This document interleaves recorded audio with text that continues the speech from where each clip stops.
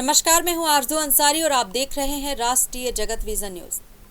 राहुल गांधी के 21 जून को रायपुर में होने वाले कांग्रेस जिला अध्यक्षों के प्रशिक्षण कार्यक्रम में शामिल होने से पहले ही छत्तीसगढ़ की सियासत गर्मा गई है। उनके प्रस्तावित दौरे को लेकर बयानबाजी का दौर तेज हो गया है और भाजपा कांग्रेस के बीच आरोप प्रत्यारोप की राजनीति खुलकर सामने आ रही है।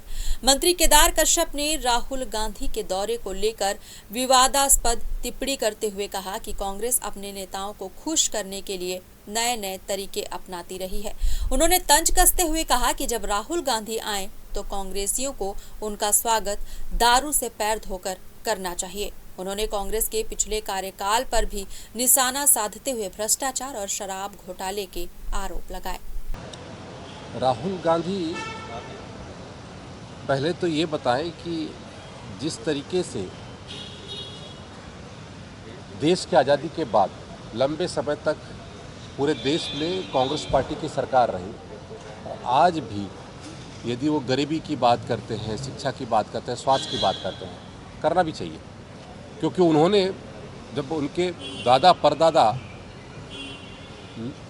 लोगों ने भी जब इस देश में राज किया, उसके बावजूद भी उस व्यवस्था को ठीक नहीं कर पाए और आज भी वही बात करते हैं। और जहाँ तक बच्चों की शिक्षा दीक्षा की बात है और उनके संस्कार की बात है, तो वो भारतीय जनता पार्टी में ही संभव है। भारतीय जनता पार्टी ने, हमारे माननीय मोदी जी लगातार कई मंचों के माध्यम से हमारे देश के युवा पीढ़ी को संबोधित करते हैं और वहीं दूसरी ओर कांग्रेस पार्टी के नेता हमारे इन नौनिहालों को उनके भविष्य के साथ में कैसे खिलवाड़ करते हैं, ये कई उदाहरणों के माध्यम से मैं प्रस्तुत कर सकता हूँ।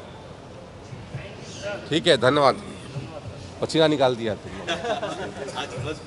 वहीं मंत्री के इस बयान पर कांग्रेस ने तीखी प्रतिक्रिया दी है। प्रदेश कांग्रेस अध्यक्ष दीपक बैज ने पलटवार करते हुए कहा कि भाजपा के वरिष्ठ नेता का इस तरह का बयान अशोभनीय है। उन्होंने सवाल उठाया कि क्या मंत्री अफीम खाकर बयान दे रहे हैं। बैज ने कहा कि छत्तीसगढ़ की परंपरा में अतिथियों का सम्मान धान से तौलकर किया जाता है, न कि इस तरह की अपमानजनक भाषा का इस्तेमाल किया जाता है। उन्होंने मंत्री से सार्वजनिक रूप से माफी मांगने की मांग की है। शामिल होने वाले, लेकिन बेहद ही दुर्भाग्यजनक बयान एक प्रदेश के 4 बार के मंत्री, वरिष्ठ मंत्री का बयान आता है कि आपत्तिजनक बयान आता है कि उसे शराब से पैर धुलाना चाहिए। ये बेहद ही आपत्तिजनक बयान है और इस बयान से भारतीय जनता पार्टी का चरित्र को समझा जा सकता है।